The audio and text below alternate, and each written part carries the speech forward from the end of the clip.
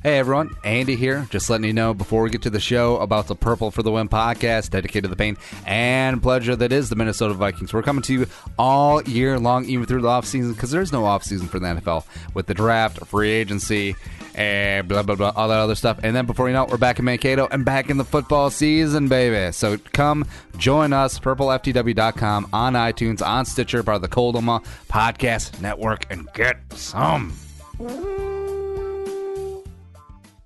And whose team is this? Is this your team, or is this your daddy's team? Thanks for listening to the Dad Mode Podcast, common sense parenting in a politically correct world.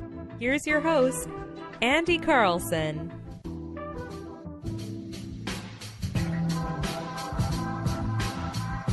Welcome back to the Dad Mode Podcast, common sense parenting in a politically correct world. I'm your host, Andy Carlson, at Andy Carlson Show on the Twin Machine. I'm a father. I have no idea what I'm doing, but you and either there, Chiefy. So let's try and learn something together. Today, the website is dadmodepod.com. Tweet at me, at dadmodepod, or just use the hashtag dadmode, and we'll get all up in that ass. Speaking of that ass, Uncle Nick, at Nickerson on Twitter. Yeah. Back. Hey, how's it going? Good. Hey, it's, what'd you have for dinner again? Quesadillas. Now, did you go chicken? No, I went asada. Oh. Stepping on up. Moving on up to the east side. Well, no, finally got a piece of the pie. My friend has a taco truck in St. Paul, so I was So you got the quesadillas? I got the steak quesadilla. Oh, nice. We had a falafel quesadilla. It was equally good. It was very good. Oh, neat. Falafel, very underrated. That's good. Nick, don't be so racist. What? Embrace the falafel. I didn't say anything. Speaking of common sense, the topic today, and we're going to dive into in a little bit after we have a little bit of a just random catching up. I know how everyone likes that so much. The whole thing about leaving kids in cars and dying, whether it be heat, whether it be cold, whether it be whatever, it's easily avoidable. I mean, we'll yell about it in a bit. So that's what's coming up. But, Nick, I want to know what's going on in your world, man. When was the last time you saw your nieces? When was the last time you saw Muggsy? What's going on? Let's see. I saw my nieces and nephew, brand new nephew. I don't know if we talked about it on the podcast but I am now an uncle of 3. And, man, multiple kids. That's crazy stuff. I saw 3 kids is a lot. It is so many. What's the age range of those kids? Let's see. The oldest one, Eleanor, she is, I think, 6. She's 6. Mm-hmm. Yep. And the middle child, she is turning 4 in 2 weeks. And then, the newest one is about, let's see, April. Yeah, about a month old right now. I think that's a decent spread. That's not bad. Yeah, it's not bad at all. It's good. Because how many years older is your brother? 7? He's 6 years older than me. Damn it. I was going to get 6. Close. I knew it. Close. Son of a bitch. Fine. Yeah. No. And you mentioned on a previous show that, like, 6 years difference between you guys. It's like you weren't really brothers. You're more like, like he was like your really young, hip stepdad. Yeah, that's actually a good way to describe it. When we were kids, when I was 6 and he was 12, we had different, groups of friends, he had his friends. I had, my young play friends, it's, it's different from, being in our 20s and 30s now. We're like, it's like strangers almost, but not, we're like just 2 strangers adults with candy. now. Yeah. Yeah. It's crazy. You wouldn't think that was such a big deal, but it's nice though. We had a pretty good relationship, now. So. Speaking of crazy, you were over last weekend when Crystal's parents came down, and we went to Menards and got all the bones for the stupid patio project. What was it? We got stupid patio project. A 1/4 ton of sand and paver base and 1,215 individual bricks. Yeah, exciting. Yeah. It's good. Weather hasn't really cooperated, and plus been really ass busy with work and whatnot. So this weekend, is going to be it. I've already laid down some gravel, and now I'm going to start putting down the base and get it all leveled out, and it should look good for Muggsy's birthday. Exciting. That'll be nice. If it doesn't, and go straight to hell, because I don't care anymore. You just put a tarp over it and be like, yeah, it's where the hot tub's going to be. Yeah. Giant hot tub. And I'm going to buy that giant hot tub on Amazon with the free 2-day shipping with Amazon Prime. If you want to support the show, dadmopod.com/Amazon, or redirect it right to the homepage.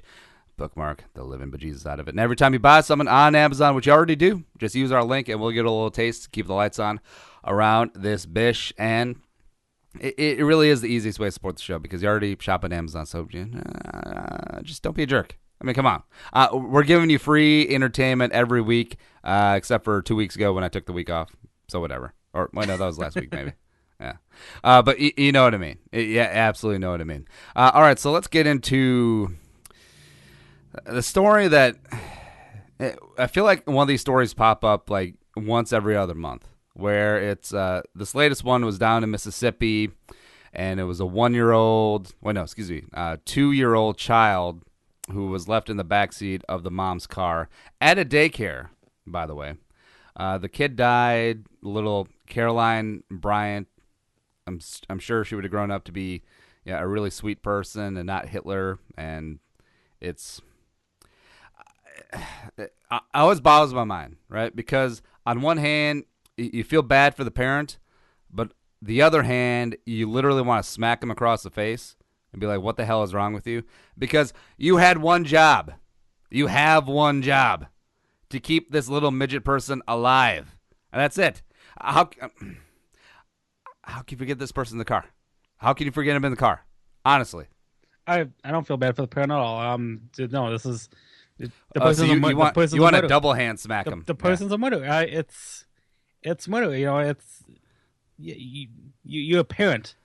But Nick, it's not politically correct to call them a murderer because they'll get on TV and they'll be like, I thought I had her. It's just I don't know what happened. And then she'll get sympathy on Facebook, and then there'll be Facebook groups that says sympathy for the mom and everything like this. Is like, this could happen to anyone. No, it could not.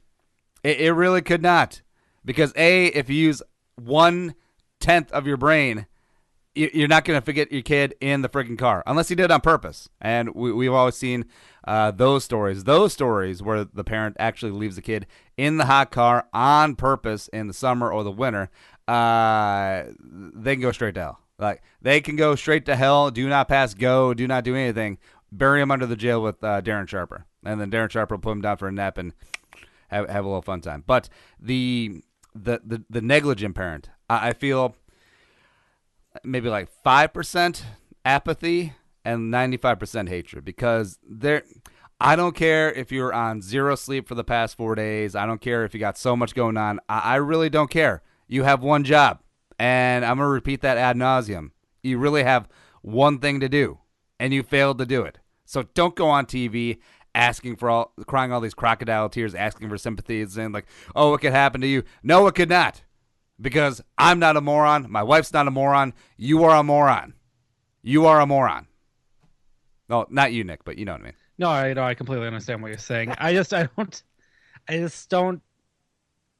don't see why you leave a kid, a 2-year-old, in a car. I mean, I know cars are fancy today. I mean, they have you can watch your DVDs in them, you can watch your movies, but no, you're typically in the car with them. You have the AC on and you're driving. You don't just leave them in your car. A car is not a babysitter. It's not, I don't know. Well, I don't even think a lot of times it's intentional. Like, it seemingly a lot of the times the story is, or at least that's what the mom or the dad says, that we were driving to the store, a kid was in the back of the car, we just spaced out, we went into the store, went shopping, and then as soon as we paid for the groceries, 45 minutes later, we realized, oh my God, the kid's in the car. And you know what? I feel like this probably happens a lot more than you expect. You only hear about it when the kid dies, right? But how many times a day around this country do you think it happens where the parent forgets about the kid, whether it's at the store running errands or even back at the house? Yeah, you ever done that where you just pull into the car pull the car into the garage, and then you just go in the house, and then you're like, oh wait, I have groceries in the car. Except instead of groceries, you got a 2-year-old kid, where because you're not going to talk about it. You're not going to do a Facebook post about it unless you're an ultimate narcissist, which is very possible. You're not going to tweet about it. You're not going to put it out there. You're just going to digest it, and you're never going to talk about it.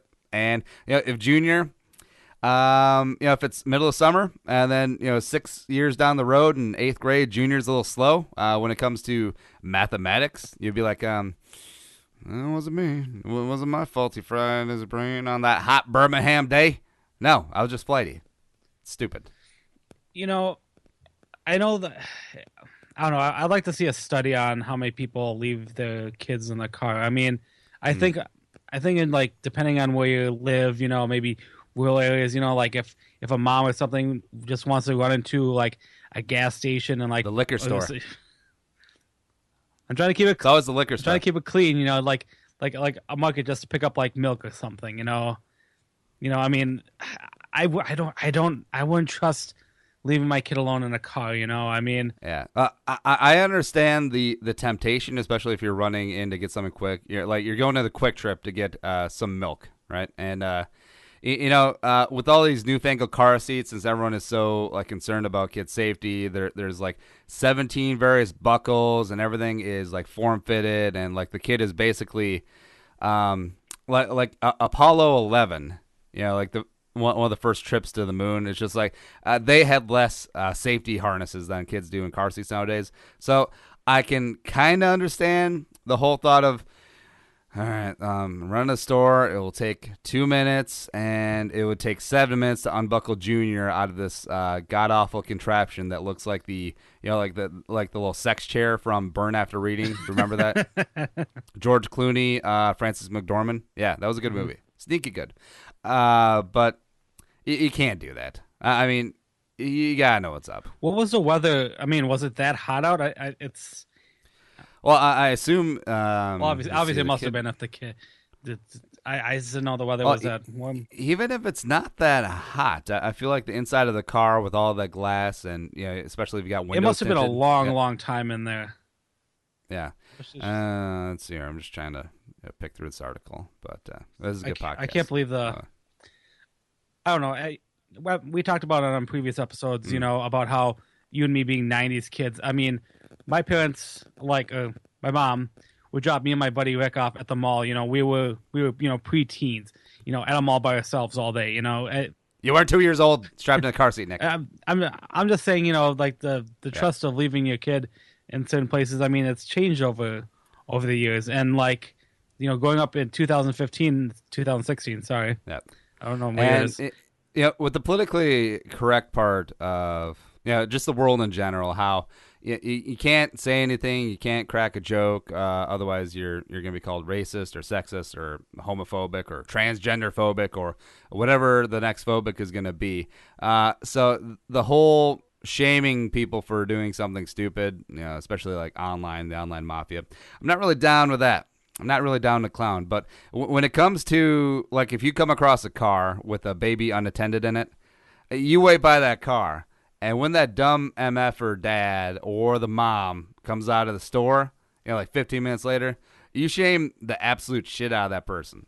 You look them straight in the eye and be like, what the hell is wrong with you? Seriously, do you want your child to die? Huh? You want your child to turn out just like you? Because you obviously got brain damage. Your mama must have left you in the 57 Ford getting a pack of smokes and getting railed by 17 sailors on her lunch break because obviously you got some brain damage, son. Or ma'am, if it's a lady. Yeah, I know. I understand.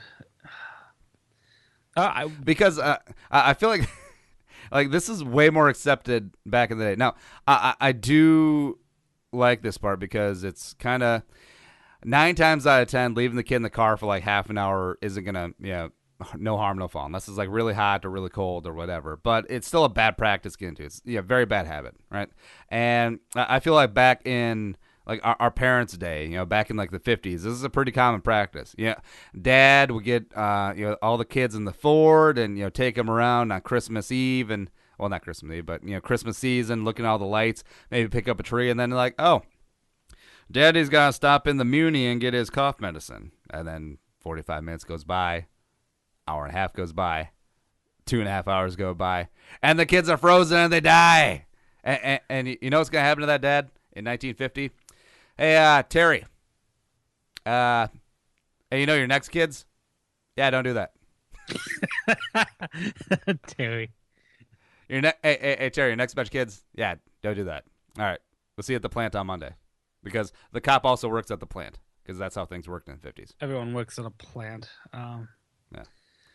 I don't want to leave my kid alone. You know, it's I can't, people leaving them in the car. I just know I don't want to leave my kid alone ever. That's no. I can't imagine this stuff should ever be happening. Well, you know, and getting away from the intentional side, like what about the unintentional? Like, you know, we talked about before, like the fogginess, like the just kind of out of it, the flightiness.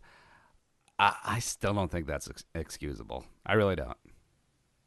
No, I can't imagine, like, you know, as a parent, obviously I can't, it's hard to say it because I'm not a parent, but I would think being a parent, you know, your thoughts are always on your kids, you know. I mean, you know, like being like foggy or forgetful and stuff is like, oh, I forgot to pack a lunch.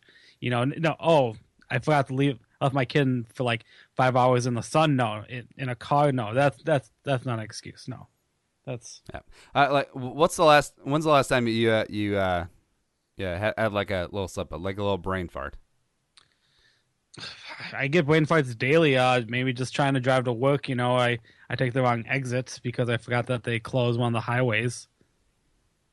All right, but I still can't see it. And you know, going through having one kid and Muggsy early on, you know, she wasn't a great sleeper, so it wasn't a whole lot of sleep going on in the house. But I still could not see the wife who's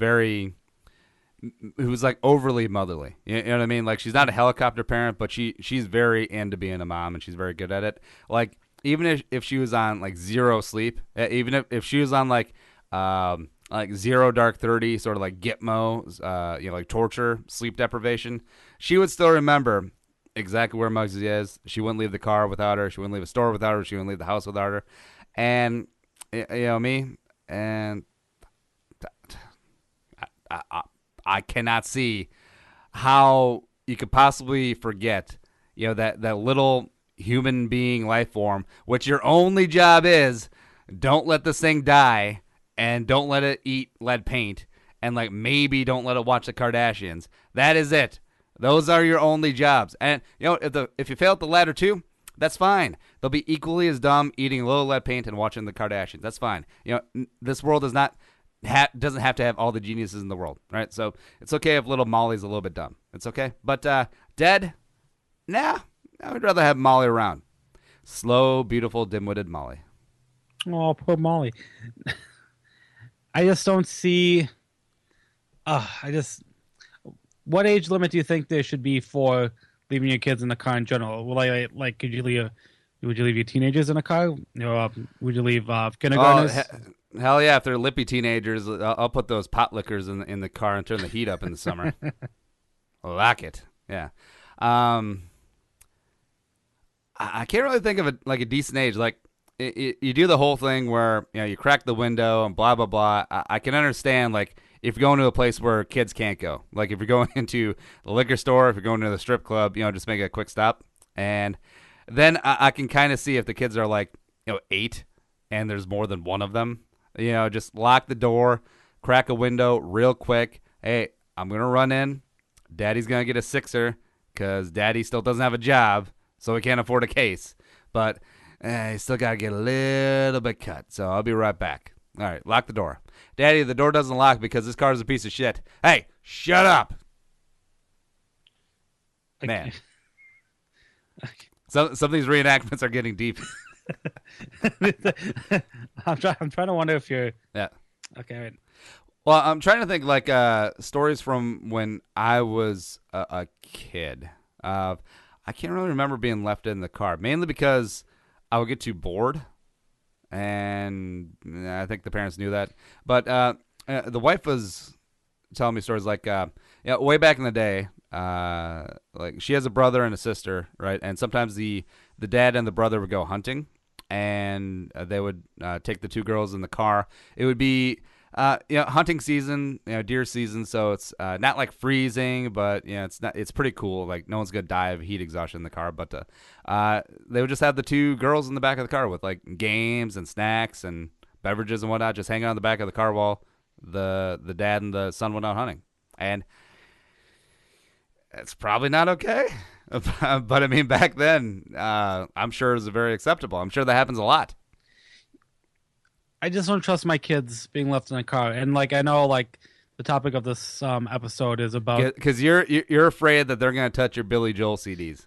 I swear if they scratch it's any like, of my Billy Joel hey, CDs. you little son of a bitch. It's like, hey, scenes from Italian Diner. This is the first press. This is first edition. Scenes of Italian Restaurant. Whatever. That's close enough. By the way, Nick, when you have a kid who's old enough to scratch CDs, I don't think CDs will be a thing anymore. They're gonna scratch the computers, man.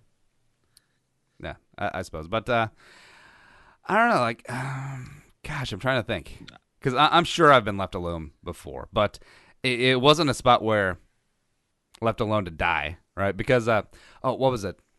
Tyrann Mathieu. He's a player for the Cardinals, and he's a world-class athlete, obviously, very good in shape, young man, very, if you're going to break down the human population in terms of people who could withstand, like extreme conditions, Tyrann Mathieu would probably be in the top 1%, right? World-class athlete, whatever. And he did a thing for cars, because, people live in dogs and hot cars is a very important thing too. So he got into a hot car in Arizona, windows shut, sun beaten down, like 110 degrees inside the car, and he only lasted like 5 minutes before he's like, I got out here, I'm gonna be sick. Now that's a world class athlete. That is an Adonis, professional sports figures, right? Imagine if you're like a 2-year-old kid. Imagine if you're like a 6-month-old kid. You ain't got no shot. It's sad. It is. Although, if you got a chubby baby, maybe sweat a couple pounds off there. Like how wrestlers wear garbage bags and sweats and then like run on the treadmill to make weight. Got to make weight, coach. No, sorry, I'm scrolling online here looking for stories about kids left in cars, and hold on. By the way, we at the Dadmo podcast do not advocate putting fat babies in cars to have them make weight for the wrestling team. Thank you. All right, proceed. Glad you put that disclaimer in. You have to nowadays. You really do. There was recently a strip club story about a woman who was auditioning. There's always There's always in Nashville. Yeah. This was in Nashville back in April, just in April. 24-year-old Kelsey McMurtry was auditioning at a club downtown and left her daughter locked in a car with the windows up. It was 72 degrees out when the officers arrived, but the temperature inside the car reached 100 degrees. Wow. And that's insane. And so the baby was in there for 30 minutes. The baby survived, thankfully, but I guess there was a friend who was watching the kid, but witnesses are disputing that, and the parents are charged with child neglect. Yeah. So. All right, so 72. Yeah, 72 is like a decent temperature. Like it's cool, where you don't have to wear. You get by with a light jacket, but you can also be fine without one. So it's like nice weather, and that's how fast these cars heat up. It's so crazy because it's probably in direct sunlight. It had to be, right? Yeah. And you think if it's in direct sunlight, she's auditioning at a strip club in the middle of the day. So it's like, it must be a great spot. Fantastic. I wonder what her stage name is. Baby Death. Sorry. Oh, wait, no. Baby Death. Band name, called it. Dibs. Yeah, it's good. But, yeah, I feel like you do hear some of these stories where it's not always a strip club, but say the mom is like applying for jobs and has to leave the kid because the sitter fell through or cousin is busy and whatnot, and you feel for them in a way, but also it's just like, I know you need a job, I know times are hard, but you gotta be able to find someone. Let them go over to the creepy neighbors. Not the creepy guy neighbor, the creepy lady neighbor. The one who has too many cats and figurines.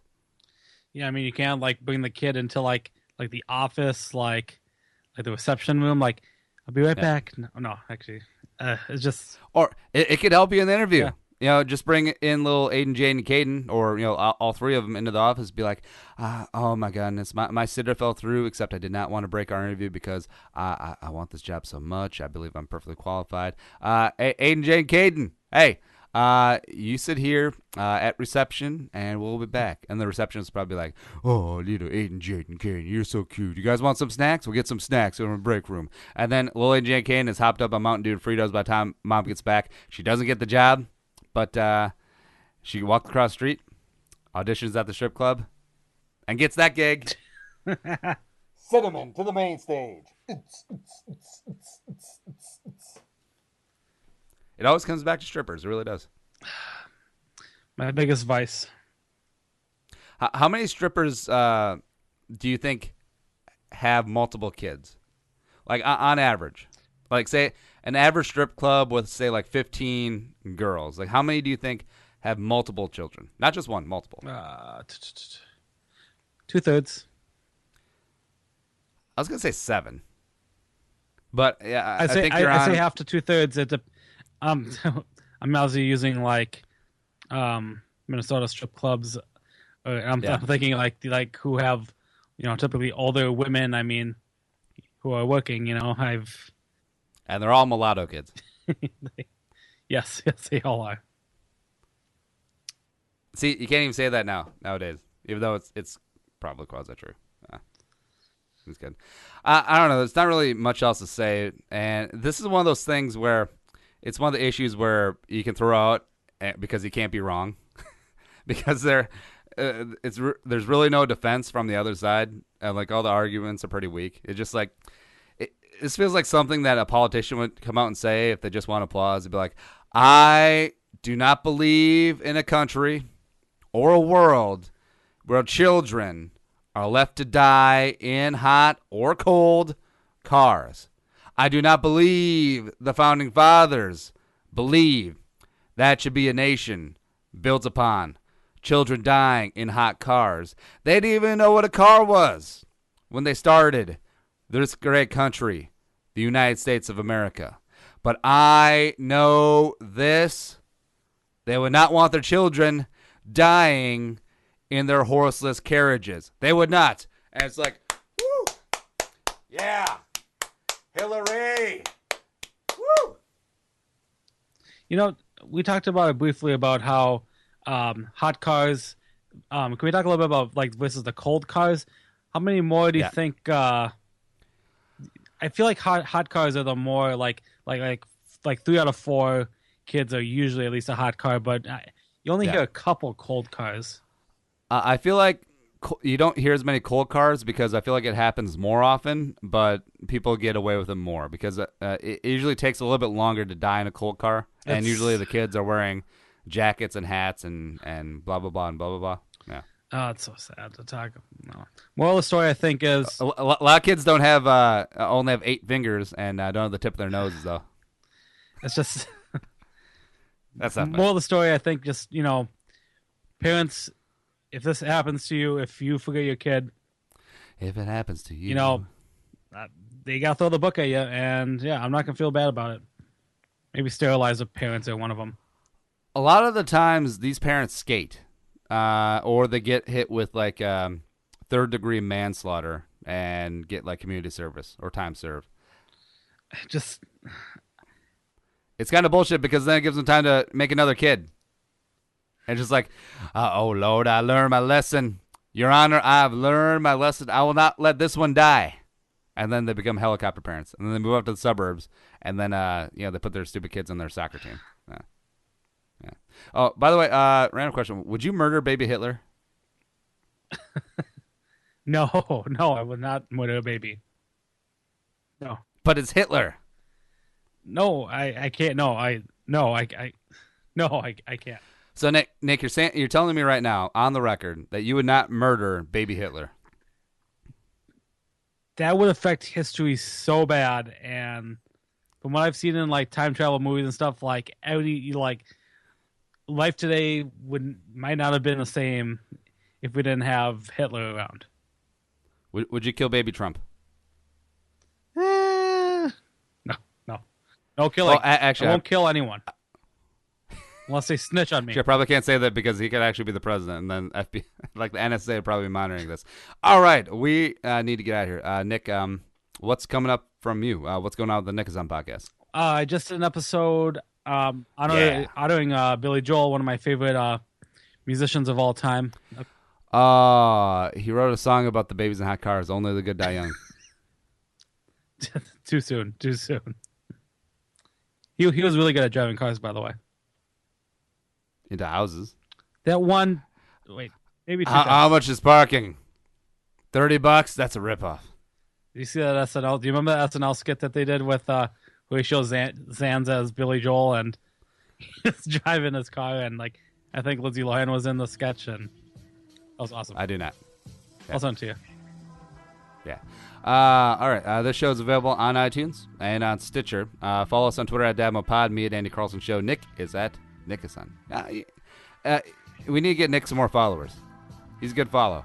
Yeah, I'm usually more active on Twitter, but my data is kind of up for the month. I have to wait one more day, and then data resets, data plan resets, and I'll start tweeting more.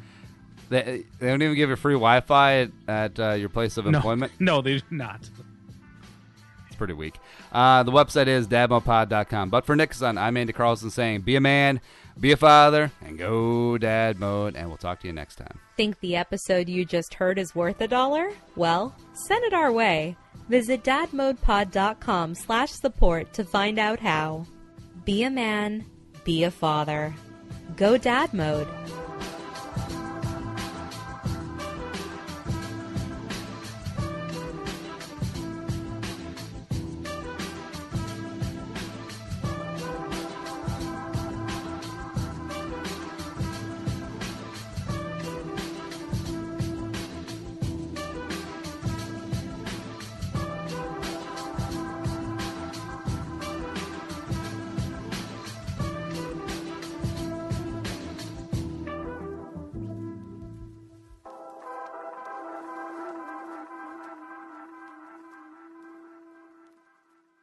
The music is created and produced by Deeb. To hear more of his tracks, visit soundcloud.com/Deeb.